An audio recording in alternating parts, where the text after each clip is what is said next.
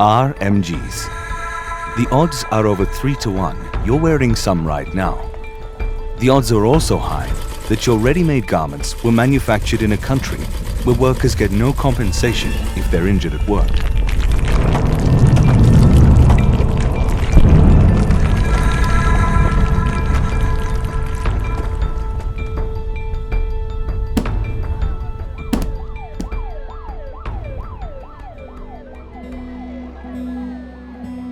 After the disaster, the world came to face another harsh reality. When Rana Plaza collapsed, no insurance arrangement was in place to pay the victims compensation. In the end, some emergency money did come, fortunately, but not nearly enough. Much more needed to be done.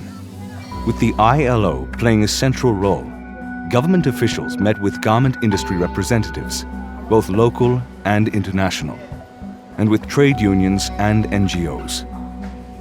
In line with ILO Convention 121 on employment injury benefits, the Rana Plaza compensation arrangement was born in late 2013.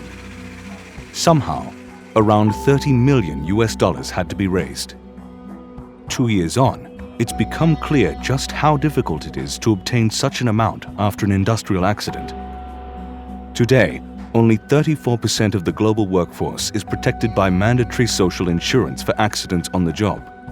ILO Deputy Director General Sandra Pulaski mentioned recently that the estimated global death toll from occupational accidents and work-related diseases is 6,300 people a day. Most accidents occur in low-income countries and have a huge impact on already vulnerable families, often living in extreme hardship. A work accident turns people's lives upside down, not only for the actual victims, but also for those who depend on their incomes. On top of this, the cost of work accidents to the world economy amounts to $2.8 trillion a year. This simply cannot go on. It's high time every country in the world started upholding workers' rights to employment injury insurance.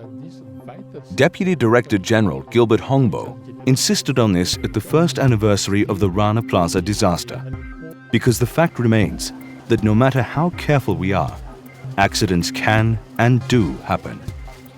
The ILO has been central in bringing about change. OECD countries, international buyers and trade unions have put EII coverage on their agendas.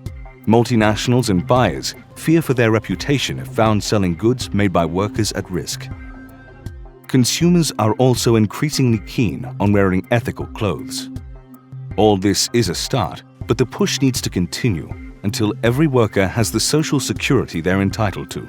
It is each government's responsibility, together with employers and workers, to turn this into a reality.